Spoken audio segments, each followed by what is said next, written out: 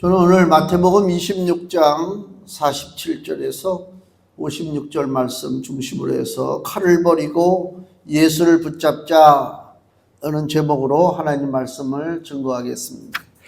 동산에서 예수님과 제자들 기도하는 이야기가 지난주에 나왔잖아요. 제자들은 다 잠자고요.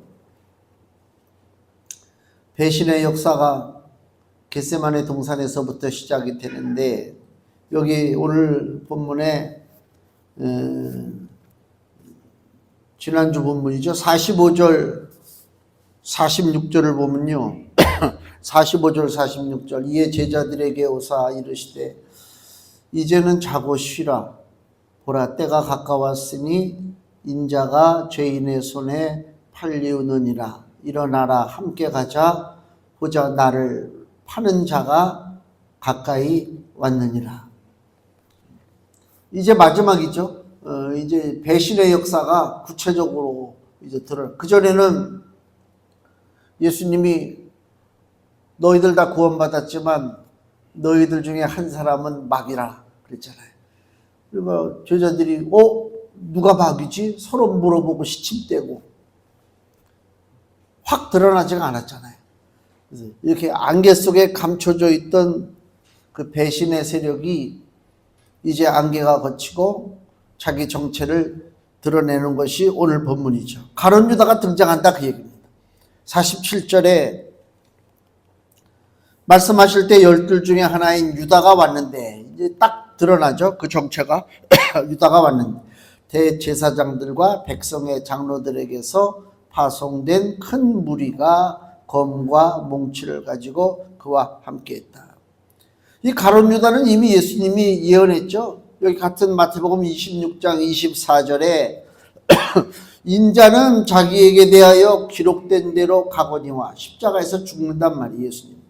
그러나 인자를 파는, 예수님을 배신하는 인자를 파는 그 사람에게는 화가 있으리로다. 그 사람은 차라리 나지 아니하였다면 제게 좋을 뻔하였느니라. 가룟 유다를 향한 하나님의 그 아주 무서운 말씀이죠. 야, 태어나지 않는 게 낫다. 가룟 유다가 탄생했을 때 가족들이 얼마나 즐거워했겠어요. 그죠? 그 새 생명이 왔으니 기쁘고 즐겁고 귀엽고, 이스라엘도 100일 잔치가 있는지는 모르겠지만, 그죠? 얼마나 귀여워요. 그 어린 생명이 집안에 태어나니까. 근데 예수님이 뭐라고요? 차라리 나지 아니하였다면 저에게 좋았을 텐데. 그거 참 무서운 얘기지. 그죠? 복을 받아야 될 거 아닙니까? 어저께 우리 옆집에 702호에 아이들이 이사 갔어요. 일본 홋카이도로 간대요. 그 엄마가 일본 사람이고 아빠가 한국 사람. 너무 섭섭한 거 있지. 야, 뭐 그렇다고 걔들하고 뭐 어울려 놀지도 않았고 그냥 소리로 듣고 가끔 그 엘리베이터 앞에서 복도 앞에서 마주치고 그냥 아이고 귀엽다 그저 그렇게 했는데 얘네들이 이사 간다 그러니까 너무 허전해. 야, 어떻게 얼마나 허전한지. 그리고 막 이사 간다고 이렇게 예쁜 그 마들렌 그 케이크 있어요. 말차 케이크 뭐 그거를 해서 선물 우리한테 주더라고. 그 엄마가 와가지고. 그래갖고 나도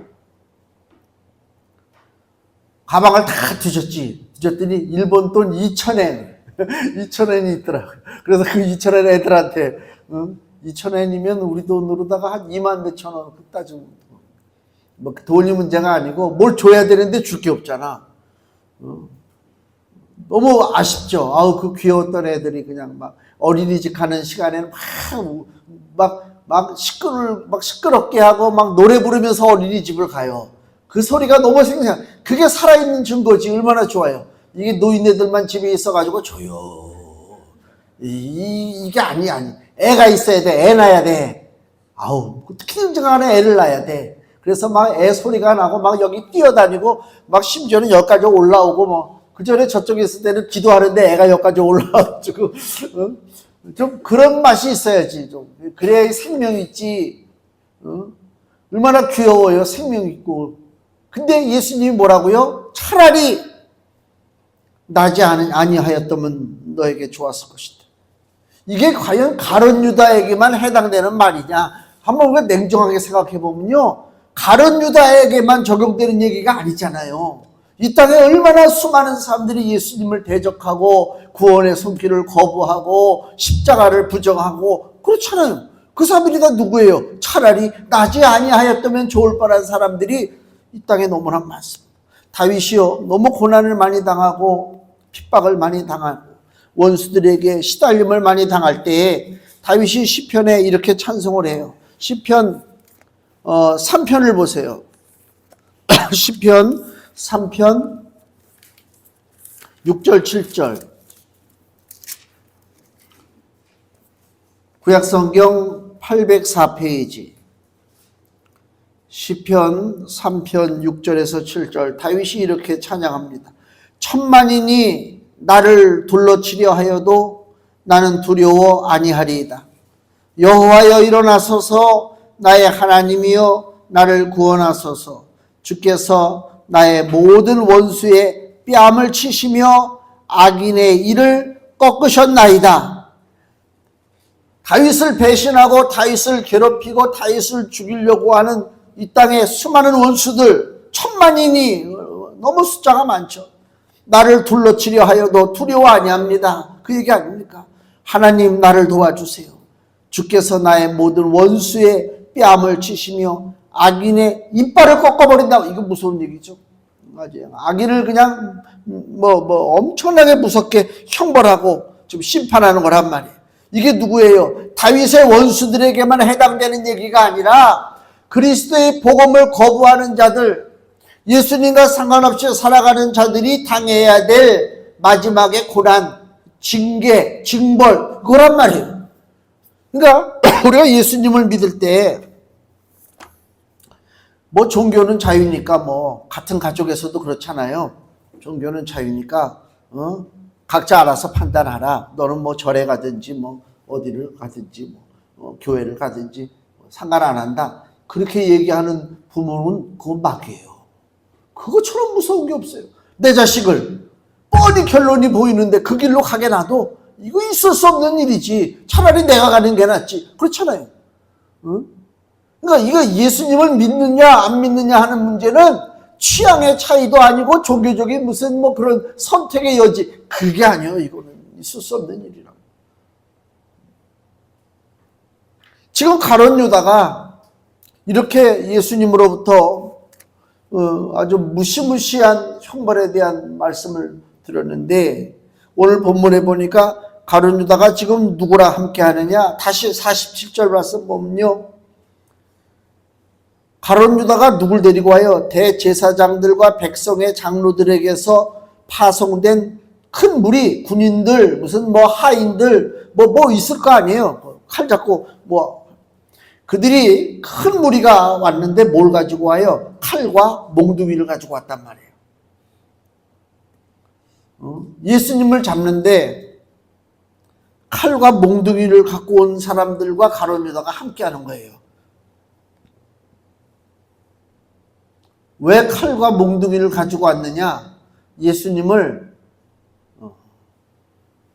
무슨 사상범, 이런 어떤 사상에 반해서 움직이는 반체제 인사로 보는 것이 아니라 예수님은 완전히 강도의 무리야. 폭력범. 그러니까 칼하고 몽둥이 들고 잡으러 오죠. 그렇지 않습니까? 강도의 무리 중 하나란 말이에요. 자, 여기 마태복음 27장 38절 보세요. 예수님 뭐라고 말씀하시나.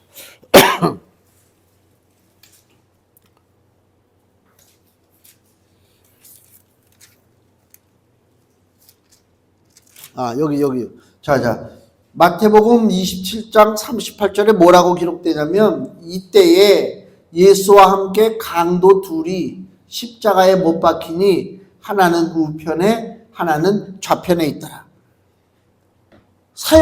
오늘 사형수가 있는데 강도 둘이 사형당한단 말이에요. 거기에 예수님을 가운데 찡겨 넣었어요. 그건 의도적이에요. 너도 역시 강도에 불과하다, 그거란 말이에요.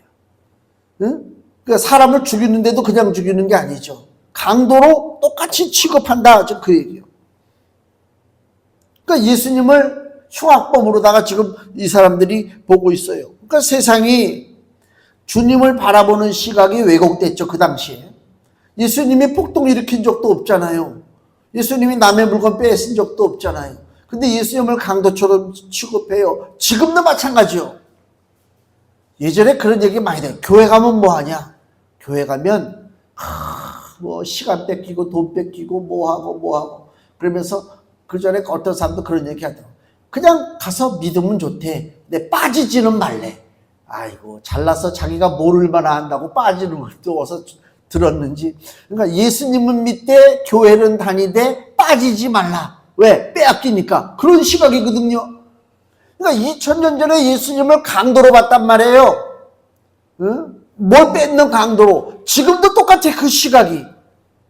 쓰는 단어는 틀릴지라도 지금도 예수님을 수많은 불신앙자들이 예수님을 강도로 본다니까. 빼앗는 자, 시간을 빼앗고 돈도 빼앗고. 예수님은 뭐예요? 여기 누가복음 4장을 보세요. 누가복음 4장 14절. 누가복음 4장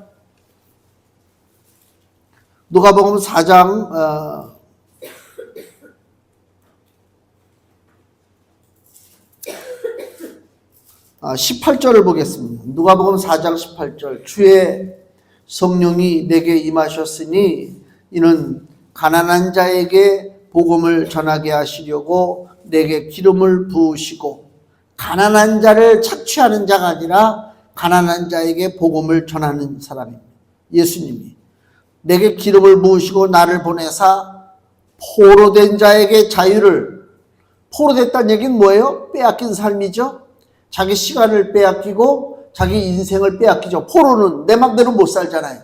그 빼앗겨서 사는 자를 오히려 포로된 자를 자유를 줬어요. 예수님은 강도가 아니죠. 강도를 제압하는 거죠. 눈먼 자에게 다시 보게 함을. 눈먼 자는 뭐예요? 자기 맘대로 움직이지 못해요. 공간이 주어졌어도 그 공간을 내 것으로 사용하지 못해요. 눈먼 자는. 근데 예수님은 그 눈먼 자를 다시 보게 해요. 빼앗겼던 그 공간, 빼앗겼던 그 활동 범위를 예수님이 돌려주신다는 거예요. 눈먼 자를 다시 보게 하며 보게 함을 전파하며 눌린 자를 자유케 하고. 예수님의 사역이 뭐라고요? 강도가 하는 거하고는 완전히 정반대의 사역을 예수님이 하고 계신다. 즉 그 얘기입니다. 근데 세상은 여전히 예수님을 강도로 취급하죠. 왜 그러냐면 마귀 입장에서는 예수님이 강도일 수밖에 없죠. 왜? 세상은 아담 이후로 세상의 모든 영적인 세계는 누가 지배하고 있느냐? 마귀가 지배하고 있는 거예요.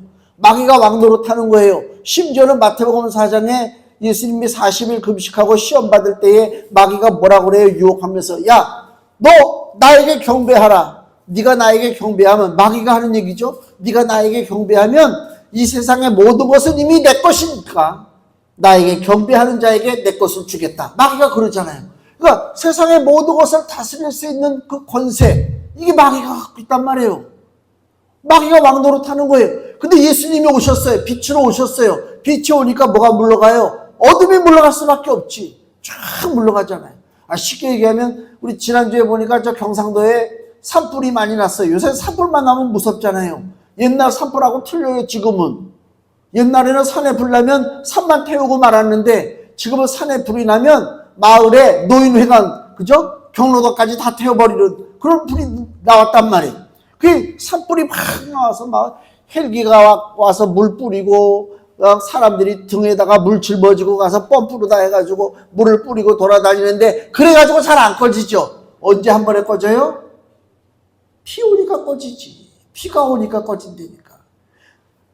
어둠의 세력들이 아무리 활개를 치고 자기가 주인인 것처럼 왕인 것처럼 설쳐되는 세상이라 할지라도 하나님의 은혜의 빛이 비추면 어둠은 물러가게 돼 있잖아요. 그럼 어둠의 입장에서는 저 빛은 선한 게 아니야. 어둠에서 봤을 때는 저 빛은 악하고 저 빛이 강도야. 그래서 예수 그리스도가 빛이지만 예수님을 뭐로 취급한다? 강도로 취급하는 거예요. 이 참 웃기는 얘기란 말이에요.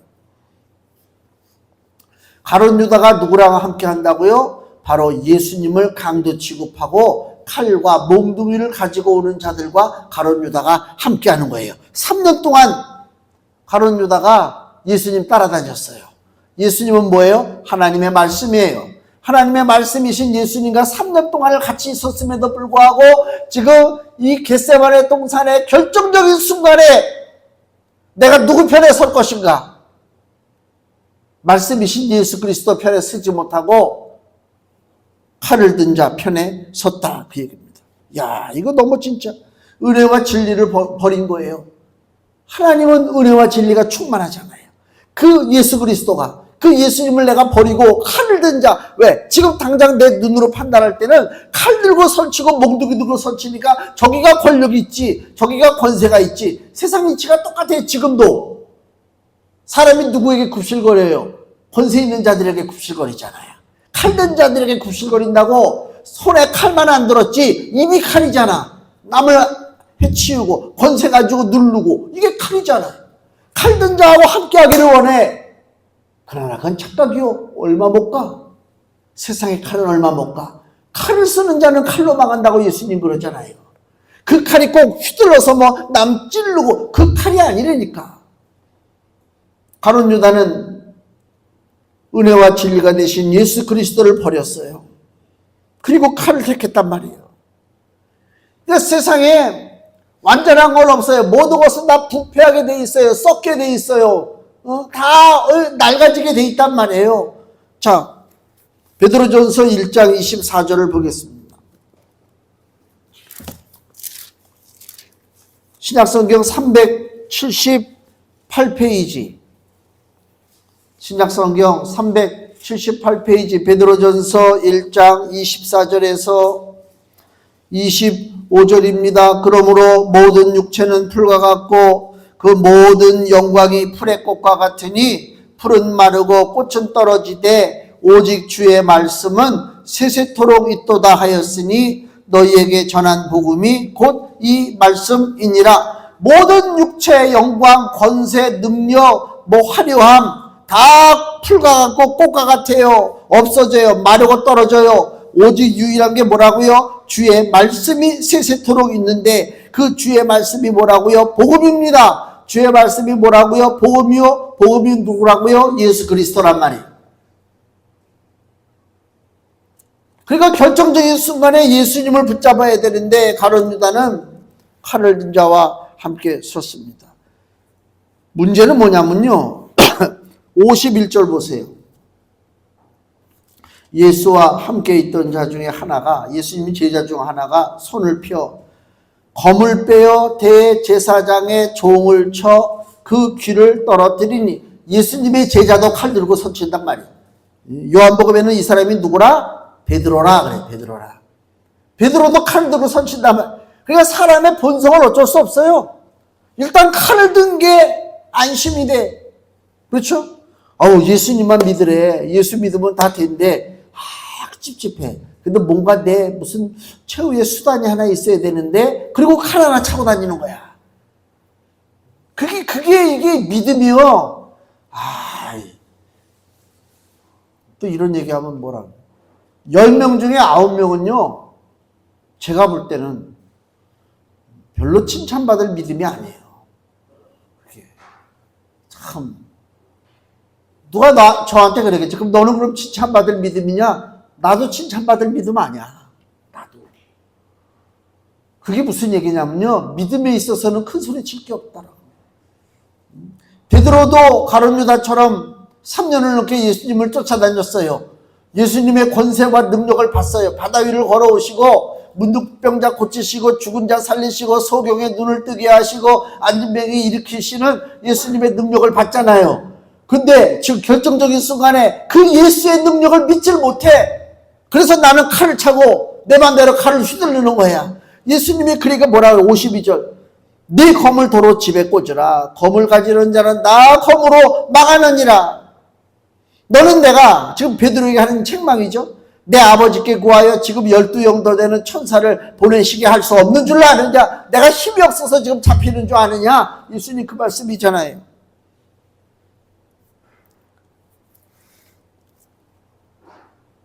어둠과 어둠의 세력과 사망의 세력, 흑암의 세력과 싸워서 이기는 거는요, 칼 가지고 되는 게 아니에요.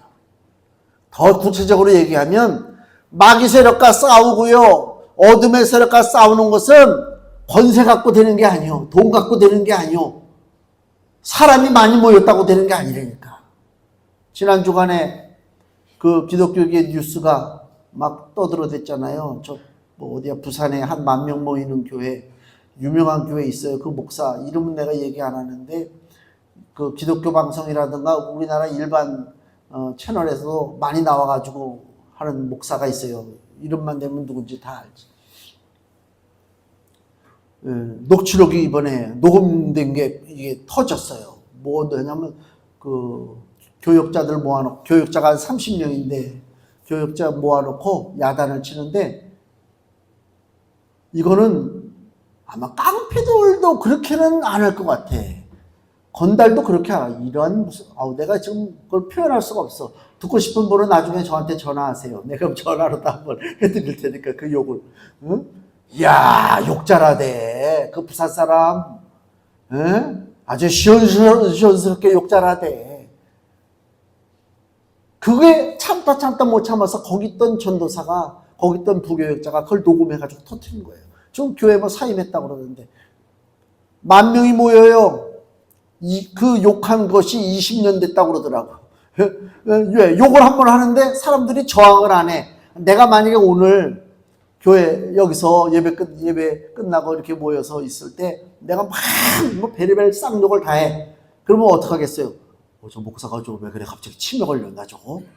그리고 막 말들이 나올 거 아니에요? 안 되겠다. 저 쫓아내든가 무슨 쓰든가 뭐 저항하는 게 있을 거 아니야. 근데 저항을 안 해. 가만히 보니까 욕을 막 하는데 가만히 욕을 듣고 있어. 그럼 그 다음에 어떻게 돼요? 더 신나, 더 재밌게 욕을 해. 그 교회가 그렇게 된 거야. 20년 동안 욕을 하고 살았어. 근데 아무도 거기에 대해서 이의를 제기 안 해. 그러니까 목사가 생각할 때, 고봐라. 야, 내가 얼마나 권세가 있니? 내가 카리스마가 짱이다. 야. 그렇잖아. 내가 욕을 이렇게 했는데도 누구 하나 대드는 사람이 없네? 얼마나 신나. 야, 내가 능력 있구나, 야. 그러니까 텔레비전 나와가지고 막 저 설교할 때 보면 날려요. 얼마나 말 잘하는지 몰라요. 굉장히 잘하지. 신나지. 근데 어때요? 마귀가 뒤에서 웃고 있단 말이야. 너는 한 방이면 넌 넘어져. 너 아무것도 아니야. 한 방에 넘어지잖아요. 얼마나 수치스럽고 치욕스러워요. 그렇잖아요.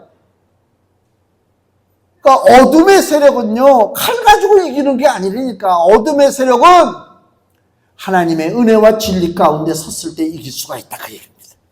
요한일서 5장 4절, 우리 금주 말씀 보겠습니다. 요한일서 5장 4절 같이 읽겠습니다. 대저 하나님께로서 난 자마다 세상을 이기느니라. 세상을 이김은 이것이니 우리의 믿음이니라. 아멘. 우리의 믿음이라고 할 때 그 믿음이 뭐예요? 예수 그리스도께서 나를 위해서 십자가에서 보배로운 피를 흘리시고 나는 그 피로 말미암아 그 죽을 형벌에서 구원받았다라고 하는 사실을 믿는 것이 믿음이다, 그 얘기입니다. 그 믿음을 가지고 나가는 거예요. 칼을 갖고 나가는 게 아니란 말입니다. 그리고 여기 48절을 보니까요, 사악한 세상의 모습을 보여주는 장면이 나와요. 48절 보세요.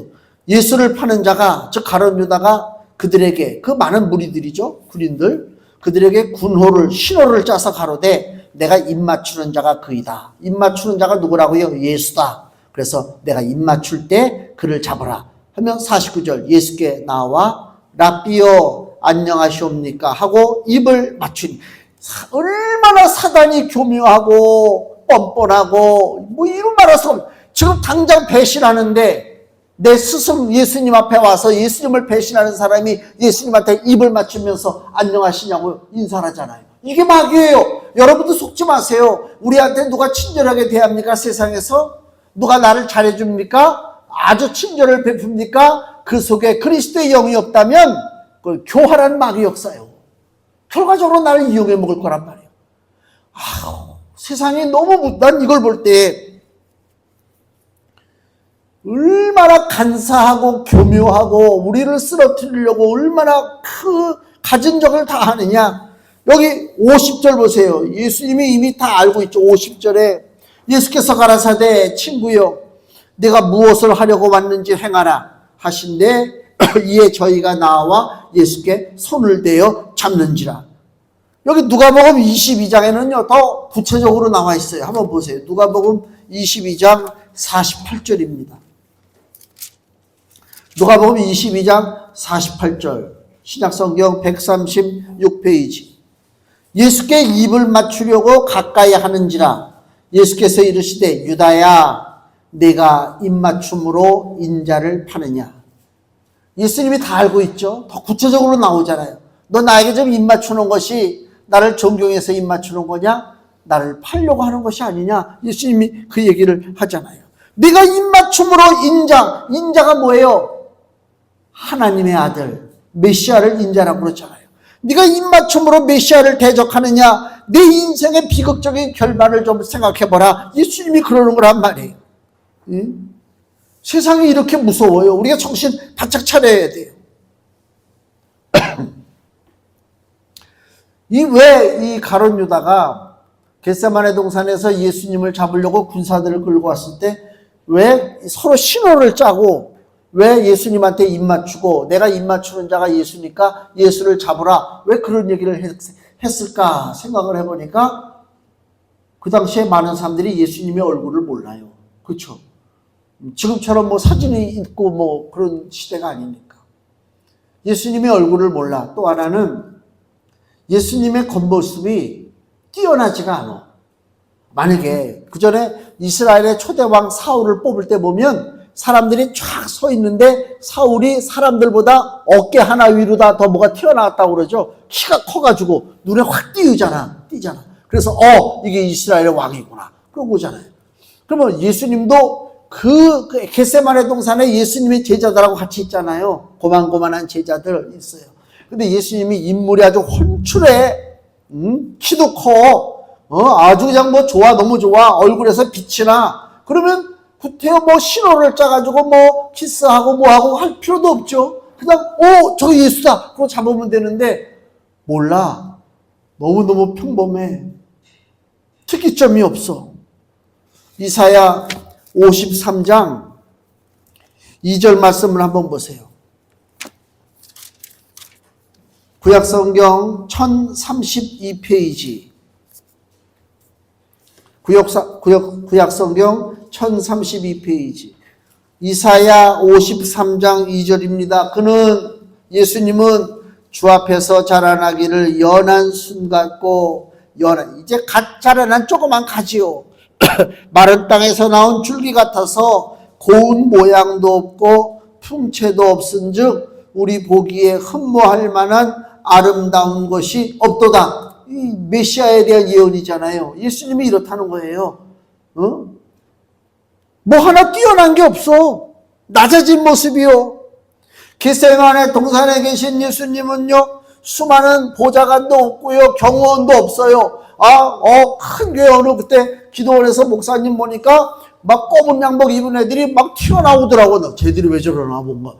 걔들이 나와가지고 줄을 쫙 쓰니까 가운데로 그 목사님이 딱 대단한 정말 주의 종이. 예수님은 그런 것도 없다 그 얘기요. 아유 정말 난 욕하고 싶지만 나도 똑같은 사람 될까봐 한 10,000명 될 때까지는 나는 욕을 안 하려고. 욕하고 싶지만 내가 참는 거예요. 예수님은 그러지 않았어요. 뭐 비서들이 대신 가방 들어주지도 않았어요. 그러니까 사람들 눈에는 다 그 사람이 그 사람 같아서 몰랐다는 것입니다. 우리가 만나는 예수님이 어떤 분이에요? 찬송가 보니까 우리가 만나는 예수님은 이미 십자가에서 죽으시고 부활하신 예수님이잖아요. 그냥 예수님이 아니요.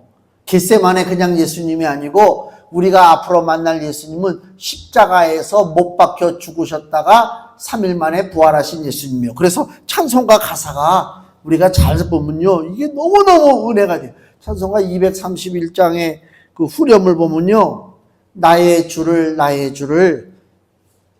손에 못자국을 보아 알겠네. 그죠? 그 찬송이 있잖아요. 나의 주를 손에 못자국을 보아 알겠네. 손에 뭐를 본다고요? 못자국을 보아 알아요. 예수님이 그만큼 겸손해요. 황금관을 쓰고 계시지도 않아요. 금으로다가 막 몸을 두르지도 않아요. 그러니까 우리가 예수님을 어떻게 한다고요? 손에 못자국을 보아 알겠네. 그런 말. 우리가 만날 예수님이요. 십자가를 지시고 못 박혀 죽으신 그리고 부활하신 그리스도를 붙잡는 것이 우리가 살 길이요. 칼을 버리고 예수를 붙잡자 그거 아닙니까?